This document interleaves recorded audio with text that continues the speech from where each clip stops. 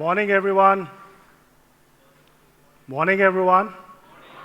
My name is Dhanrajani, and I'm not a chatbot. I think let's make this event a bit more provocative, and that's my submission to all the speakers who would be coming throughout the day. And let me start with this. And I'm saying with a fair bit of, I would say, provocation. I spoke to 18 leaders in Analytics AI, and these are the who's who. I wanted them to come here at the event and speak about Gen AI. All of them refused. All of them declined, not because of their commitments. Samir, we don't know what exactly we need to speak about Gen AI. We are still figuring it out. We are still in a flux. And I still don't know what this whole beast is all about. And I must say, for the ones who are in the room who would be speaking, it takes a gumption to talk about Gen AI. And I said that in the last conference we did about 3 months back, GCCX, that Gen AI is not for the faint-hearted. Not at all. This has challenged the status quo of not only enterprises, organizations, companies, but even for professionals like us, whether you have 1 year experience or 30 years of experience, all you have to do today now is to redefine yourself. And what we did as part of this event, there's a lot of planning, a lot of curation has gone into that, and must applaud all the patrons and the sponsors, and I would say the community, who gave us a lot of good ideas how to make this event a wholesome one. And I remember my session with Manoj, he's out here from EY. We met about 2.5 months back, Manoj, at Delhi, Cyber Hub, I still remember. You paid for the bills, in fact. He said, what is that you're planning to do in Gen AI? I said, Manoj, I have no idea. And that's exactly what triggered us to kind of really go back to this analytics AI community and start really saying, okay, what is that you want us to cover through the event? And let me tell you, no common definition, nomenclature, aggregation came through. Then we realized what's essential when your brain doesn't work. You depend on something which is curated, synthetic. We went to ChatGPT and we said, okay, what is that this event should stand for? And I must admit, the playbook approach of how this event needs to be conceptualized, visualized, and curated came out. Now, what's a playbook? A Gen AI playbook is all about if any enterprise, any GCC, any digital native company is trying to look at internalizing Gen AI, what should be the constituents? The constituents are, one, they need to start with a very strategic orientation. Second, which is the real foundational aspect, how do you build the best of the breed, top of the line, architecture, technology, stack, and that has to be nuanced. Third, now you've figured out the tech side and the strategy side. The whole area of applications and adoption needs to come in. What exactly you would like to do as a part of reimagining the business function. Fourth, the quintessential aspect of ROI. The value creation has to come in, and not to take out from this Gen AI beast is about ethics, bias, and regulations. You need to come out with your own set of guardrails so that Gen AI rather, does not hallucinate. This is exactly what has gone into making this event in a very staggered manner throughout the day. And what we have done, very, I would say, carefully, and thanks to the sponsors who really believed in us in terms of how this needs to be conceptualized. So we'll start in the initial part of the day with strategic aspects about Gen AI. There are panel discussions, there are solo talks, followed by how exactly this whole aspect of creating your own nuanced LLM tech architecture stack side of Gen AI should look like. There are sessions around that as well. Post-lunch, we move gears to the application adoption part. There is a very, very, I would say, handcrafted panel which has been carefully curated, which is about reimagining the life of CXOs. The CFOs, CHROs, CIOs, and the CMOs, how exactly they visualize Gen AI, either replacing them, displacing them, or working in tandem with them, is what this panel will talk about. And not to take out towards the end, ethics, regulations, and ensuring that there are guardrails, and this is how the entire structure will be put across. Now, two different things what we have done. One, in order to ensure that this event is much more participative, inclusive, feel free to ask questions. The panels will have questions, and in order to ensure that all the summation and the takeaways are rightly captured, we've got an industry leader, Dhanrajani. She works for Atlassian, but more importantly, she comes from this side of the world where what's happening on the best of the breed, the cutting edge Gen AI side, she'll be summing up the entire panel sessions throughout the day. Now, more importantly, there are some pieces around which I want to talk about. One, there's a lot of ambiguity, a lot of amorphousness around Gen AI, and that's truly so. Because something which came in November 22 got about 200 million downloads in 2 months has to be something phenomenal. That's why people are taking note of that. And this is where the whole aspect I keep on saying, look, it's not easy sailing for open AI. I mean, talking about creating some 350 billion tokens or parameters. It's amazing, and that's why the simulation is working very well. More importantly, Gen AI as a market, as a category, as an industry segment, now is a standalone segment per se. AI and analytics is already a kind of a standalone segment. Now, what used to be just $10 billion Gen AI is growing at a CAGR of 35%. It's a whopping 35%, which is, I would say, the fastest among any exponential technologies ever felt or experienced before. And this is where organizations, whether on the consumption side or the provider side, are really thinking aloud in terms of what they need to do. The other aspect, implementation, applications, adoption. Now, this is where I keep on saying that, look, reinventing the wheel, challenging the status quo is the biggest mindset change we all need to inculcate, and this is exactly what Gen AI is talking about.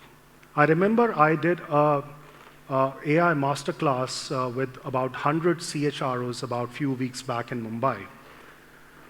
And one of the questions I was asked that, look, if everything is something we need to lean on Gen AI, what is that you expect HR or leaders to do? Well, it's not about displacement. It's not about the job loss. It's all about the human ingenuity and the intelligence, which is now questionable. The question is on us whether we want to up the ante, really raise the bar, or just do a meek surrender of looking at the current situation and saying, look, let the chat GPT decide how my day looks like. And I think the choice is individual over there.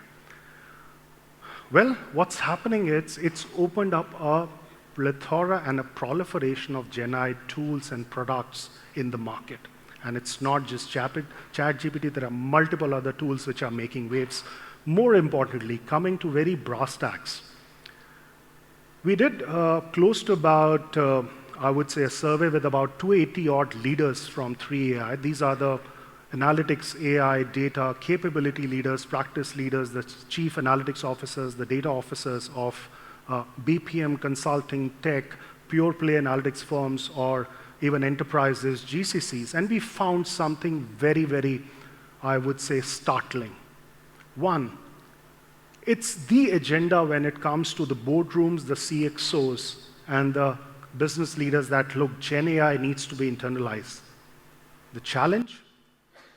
Only 7% of that, and 300 odd sample size is a good, decent sample size. Only 7% of the leaders have really figured out how they should look at curating a Gen AI strategy. This cannot be worked in a siloed or what I say in a very, very isolated manner. And that's where the whole aspect of how AI strategy as a rallying cry is coming into the focus. The other aspect which is important is how the whole conceptualization of your nuanced architecture looks like. Because folks, enterprises have really invested already on analytics or even AI, can they jumpstart to Gen AI as well? And that's where, when some of these key findings and the pointers came out, we started realizing, and by the way, you don't need to note it down. In fact, towards the end, we have a playbook getting released, which will capture all these essential, I would say, aspects. In fact, the beauty of, I would say, these sessions, my session, in fact, is a segue to Prateek's session from EY, where he'll talk about how to operationalize the Gen AI strategy. And it's all linked throughout the day. So that's one of the reasons for this conference we did not have any breakout sessions. So if you're missing from any of the session, do it at your own peril. Just, I would say, on a lighter vein. Now, some aspects which are very, very crucial, and I talk about these aspects on a very strategic manner, that look, there were days when organizations were still mulling over whether they want to be AI-first enterprise. Today, they want their enterprise to be Gen AI-powered, period. Because they've missed the bus, they've realized that, look, they won't be able to catch the whole aspect of being AI-first. Now they want to ride this bandwagon, and they're pretty serious around that. Second aspect, and this whole melee of what I say confusion or a bit of, I would say, ambiguity, what prevails is, what is that we need to do to transform, reimagine our businesses? How do we innovate? How do we really create our new business strategies? Because gone are the days where you were creating strategies for 5 years, even annual or 3 months. It's on a real-time, impromptu basis. And this is where Gen AI will really challenge how strategies needs to be created. In fact, a very, I would say, sidebar discussion I have with the Chief Strategy Officer of Aditya Birla Group, Mr. Shiv Kumar. He's a very renowned, I would say, leader and a very well-reckoned speaker as well. And he said, Samir, you know what will happen now? Each one of us, when we meet, whether at airports or during the conferences or events or even at, I would say, the restroom, will start talking about, hey, are you really getting impacted by Gen AI? This is exactly what this particular thing will do for all of us. And decision making, I keep on saying, and this has been my own, I would say, realization, hypothesis, enterprise decision making will go for a dramatic change. This whole aspect of organizations taking heuristic, gut-based, intuition, those whole aspects of decisions getting influenced by friends, colleagues, spouses will change. There are algorithms and Gen AI features personalized for you, which will decide how you want to manage your personal or even professional spheres of work, and that will be a big change. The second rallying cry, or rather a very important critical rallying cry is, okay, this is the first time ever in my own experience while talking to the leaders, there is something coming from the top that, look, tell us what this Gen AI is all about. Tell us some features about AI. How does it work? This whole aspect of think, act, perceive, learn. And which means the boards, the CXOs are taking a very conscious realization of evangelizing AI or Gen AI within their organizations. And this is the first time, whether they are a part of GCCs or Indian enterprises or global or digital natives, this is happening in a big time, which means the more adequate awareness they have about Gen AI, the more prolific it becomes in terms of adoption. And not to take out, this is exactly what this event will attempt to do. A lot of planning, a lot of, I would say, concerted efforts have gone into that, and I must appreciate, applaud, and really have a full set, I would say, sense of gratitude to all the speakers, partners, delegates, and I call it, I would say, the large family of friends, acquaintances from the analytics side, data side, that, look, this wouldn't have been possible without the help of each one of you, because it's not easy. And I also say that with a very serious attempt that I was told categorically by some of my very close analytics AI leaders, don't do this event. You will burn your hands because no one will come to understand, no one will be there to kind of sponsor, no one will also be there to talk about this. And yes, we are trying to prove them wrong actually, and which is where I think this event will try to do.